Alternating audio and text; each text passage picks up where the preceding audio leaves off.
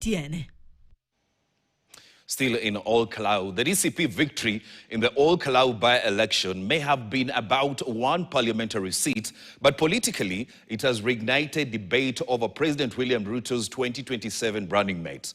Deputy President Kindiki was expected to consolidate the Mount Kenya vote after replacing Rigathi Gachagua.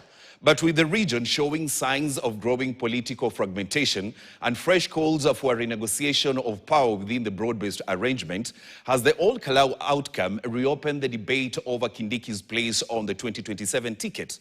Grace Nganga interrogates.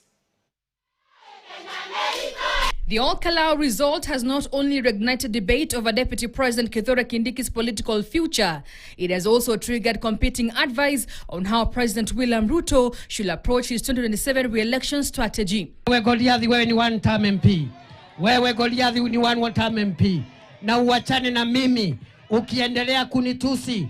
Wewe mzee, wewe nitakuvua nguo. For decades, Mount Kenya has been regarded as one of Kenya's most dependable voting blocs, making Kindiki's elevation to the deputy presidency a strategic move aimed at consolidating support in the region after Rigathi Gachagua's ouster as deputy president. Oh, what is this? The DCP victory has prompted some political commentators and allies of the president to question whether that strategy is still viable.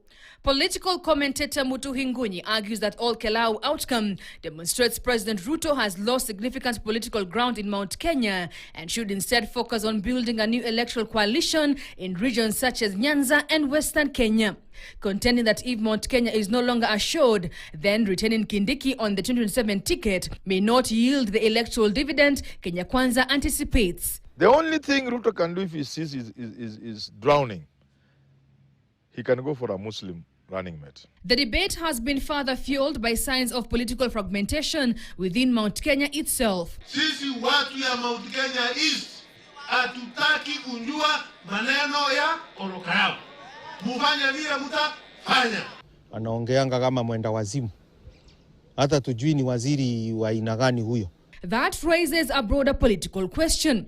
If Mount Kenya no longer votes as a bloc, does retaining the deputy presidency in the region still make strategic political sense?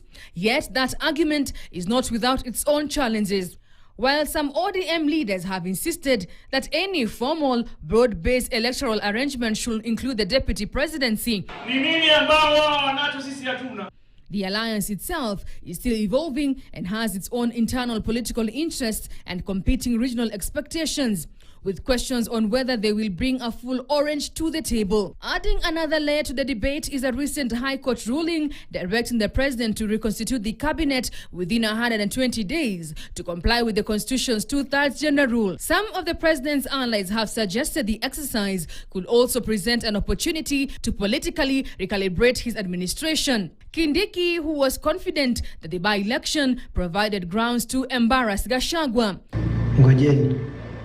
Ngojeni iko by-election inakuja Kalou Nyandarua.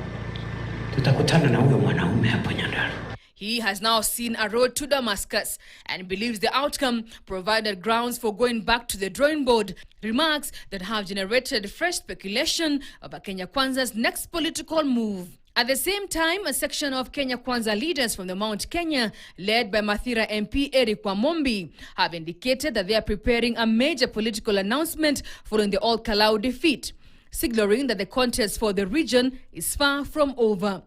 For President Ruto, the challenge is no longer simply defending the deputy presidency.